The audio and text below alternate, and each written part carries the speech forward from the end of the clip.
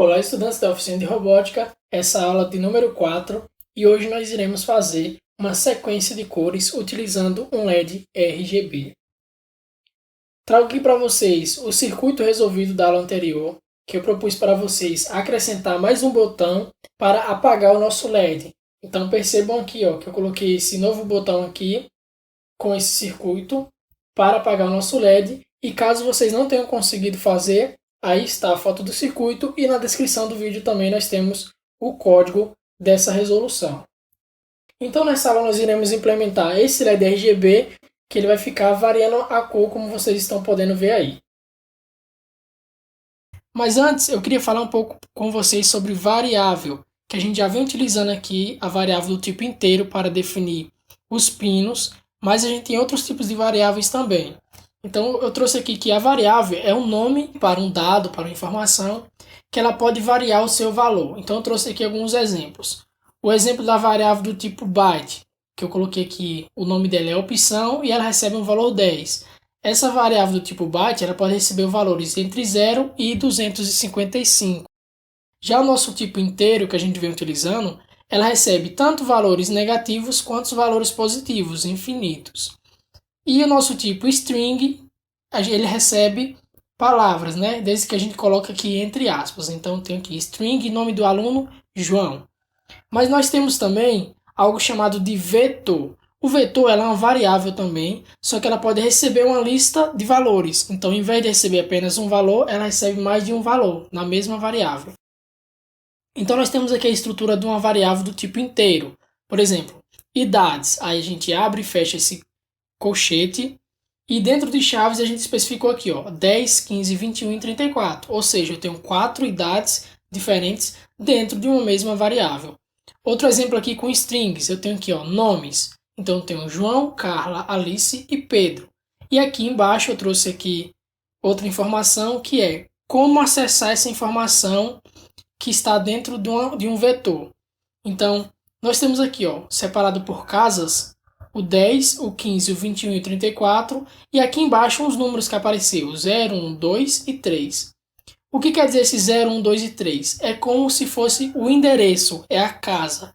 Então, se eu perguntar, onde está localizado o meu valor 10 das idades dentro do meu vetor de idades? Então, eu posso falar que ela está no meu endereço de número 0. Então, se eu acessar o valor 0 do meu vetor, eu tenho número 10. Outro exemplo, se eu quiser acessar o valor 21, eu acesso a minha casa de número 2, exatamente. Então, aqui no nosso Tinkercad, que eu já deixei aberto, a gente vai criar um novo circuito. Chama ela aqui de aula 04 e colocar uma placa Arduino. Eu vim colocar como placa de ensaio diretamente, né? Então aqui componente Arduino, placa de ensaio com a placa Arduino. E a gente vai voltar aqui novamente para básico e colocar um LED RGB.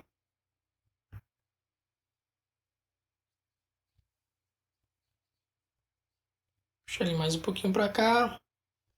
Pronto. Agora a gente vai caçar um resistor, colocar aqui na nossa negativa. Percebam que, olha só como eu coloquei aqui esse nosso resistor. Perceba que esse terminal aqui ele não está tocando no terminal negativo, tá? Então eu tenho que puxar ele mais um pouquinho para baixo e aí sim ele está aqui no nosso negativo. E aí eu vou definir aqui como 220 ohms e os outros demais eu posso ligar diretamente na placa. Então eu vou pegar aqui uma cor vermelha e pegar esse pino, ligar aqui na porta de número 12, pegar a cor, próxima cor é a azul, ligar aqui na porta de número 10 e a próxima cor é a verde e ligar aqui na porta de número 9. Pronto, nosso circuito já está feito. Agora a gente só precisa fazer a programação. Então vamos aqui em código, mudar para texto. Apaga aqui, como a gente sempre apaga, né? E a primeira coisa que a gente vai fazer é definir os pinos, as variáveis dos pinos. Então vai ser int pin vermelho, vermelho é 12, int pin azul, que vai ser o 10, e int pin verde, que vai ser o 9. Agora a gente vai definir o tipo do pino, né? Então, pin mod, pin vermelho, como output, pin mod, pin azul, output também, e pin mod, pin verde, output. Definimos eles como saída. Agora a gente vai criar os nossos vetores, onde a gente vai armazenar as nossas cores. Então a gente vai aqui, ó, voltar aqui, ó, onde a gente declara as variáveis e fazer uma variável do tipo int cores red, ou seja, as cores vermelha primeiro, abre e fecha colchete, como eu mostrei lá no slide para vocês, recebe e abre chaves, não esquecendo do ponto e vírgula no final. Dentro dessas chaves, vocês vão digitar esses valores: 255,255,100,51,255. Mesma coisa a gente vai fazer aqui, ó. Int cores green, ou seja, as cores verdes. A gente vai digitar esses valores aqui, ó. 51,153,255, tudo separado por vírgula, tá? 255, 51 e 51 novamente, não esquecendo do ponto e vírgula no final. E agora int cores blue, que agora são azul. Lembra? As três cores primárias: vermelho, verde e azul. E aqui no azul a gente vai colocar as cores, que vai ser os números 51, 51, 0, 51, 0, 255 e 255. Pronto. Cada uma dessas variáveis aqui, que são os nossos vetores, cada uma delas tem 1, 2, 3, 4, 5, 6, 7 valores. Então, em vez de ter apenas um, agora eles têm 7 valores. Como a gente faz agora para percorrer o endereço que eu falei lá no slide? A gente pode fazer com a estrutura chamada de for. Então, a gente vai varrer através do for, aí abre um parêntese, vou definir uma variável do tipo byte para ser o meu contador, tá? Vou chamar de cont, e ele vai iniciar como 0. Vai ser a minha variável contadora, que ela vai começar em 0, 1, 2, 3, 4, 5, 6, ou seja, de 0 a 6, 7 posições. Então, a minha variável cont, ela precisa ser menor do que 7 para que ela incremente toda hora 1. Então, ela vai passar incrementando de 1 em 1, ou seja, vai ser 0, 1, 2, 3 e assim até 7, e passando pelos endereços desses variáveis aqui. E como a gente passa por esses endereços? Da seguinte forma. Antes a gente estava utilizando o digital write. Por que digital write? Porque só recebia dois valores, o high ou low. Agora a gente vai utilizar uma função diferente que chama-se analog write, que em vez de receber high ou low, ou 0 ou 1, a gente vai receber um valor desse aqui, ó, um valor que varia entre 0 a 255. Então eu vou definir aqui, ó, para o meu pin vermelho, aqui a gente colocaria agora high ou low, né? Mas como aqui é nosso pino vermelho, eu preciso definir um valor de 0 a 255. Mas esses valores, eu já guardei eles aqui, ó, nesses vetores. Então, em vez de colocar um valor entre 0 e 255, eu coloco o nome do nosso vetor, que é cores, red, abro e fecho esse mesmo colchete aqui, ó, Só que dentro desse colchete eu passo o endereço. E quem vai ser o endereço? A minha variável contadora, que ela vai variar entre 0 e 7, né? 0 e 6, na verdade. Pronto, então isso aqui toda hora ele vai passar uma vez, incrementando de 1 em 1. Então, uma hora aqui vai ser cores red e no valor desse conte vai ser 0. Qual é o meu endereço 0 do meu vetor cores red? É o 255. Qual é o meu endereço 2? É o meu 255 também, tá vendo aqui? E assim para os demais. Agora, gente, não esquece de fechar o parêntese e o ponto e vírgula e fazer a mesma coisa para o pino azul e para o pino verde. Então, analog write pin azul, aí vai ser agora cores blue, que são os meus azuis, e o meu endereço, conte. Fecha aqui também, ponto e vírgula, analog write pin verde, cores green, conte e fecha todo mundo. Para a gente conseguir perceber a mudança de cores de uma para outra, é interessante a gente deixar um delay, uma cor segurar um tempinho de uma para outra, né? Então a gente vai colocar aqui logo no início um delay de 550 milissegundos, tá? E agora a gente vai executar para ver o que é que vai sair aqui.